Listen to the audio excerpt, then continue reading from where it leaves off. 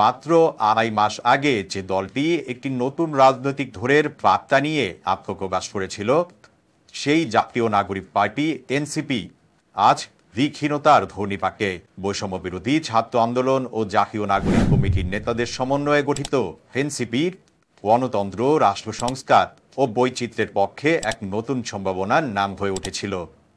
দলটি পুরনো সিস্টেম ভেঙে নতুন রাজনৈতিক বন্দোবস্তের কথা বলেছিল, কিন্তু এখন কার্যত নিজেদের বন্দোবস্তই হুমকির মুখে বলেই মনে করছেন সংশ্লিষ্টরা।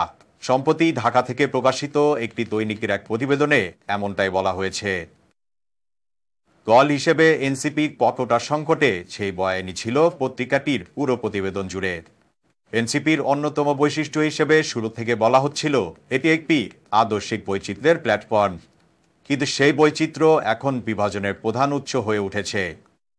ডান, বাম ও ইসলামী ধারা থেকে আসা নেতাদের মাঝে রাজনৈতিক অবস্থান, সামাজিক মূল্যবোধ, এমনকি দলীয় স্টেটমেন্ট নিয়েও প্রকাশ্য বিরোধ লক্ষ্য করা যাচ্ছে। প্রতিবেদনটিতে আরও উল্লেখ করা হয়, দলীয় নীতি নির্ধারণে এসব আদর্শিক পার্থক্যের প্রভাব স্পষ্ট এবং তা দলের অভ্যন্তরীণ অস্থিরতার বড় কারণ।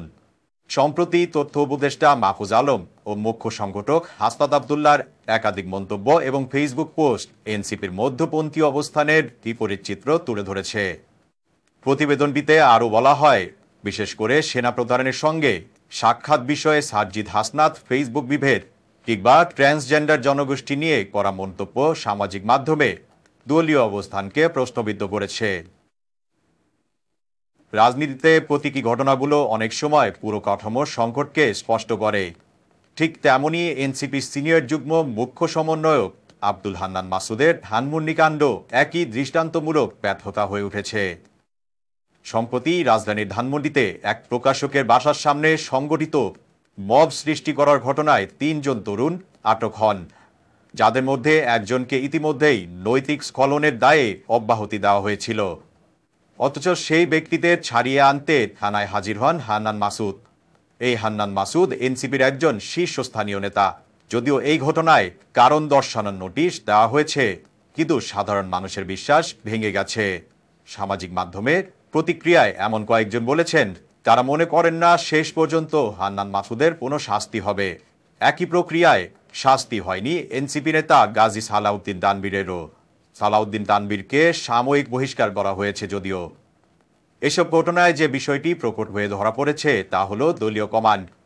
শীর্ষ নেতৃত্বের এমন কর্মকাণ্ডে দলীয় কমান্ড নিয়ে উঠছে বিস্তর প্রশ্ন।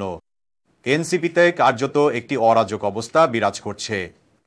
সম্প্রতি গণমাধ্যমে এমন সংবাদও হয়েছিল এনসিপি কি ভেঙে যাচ্ছে কিনা।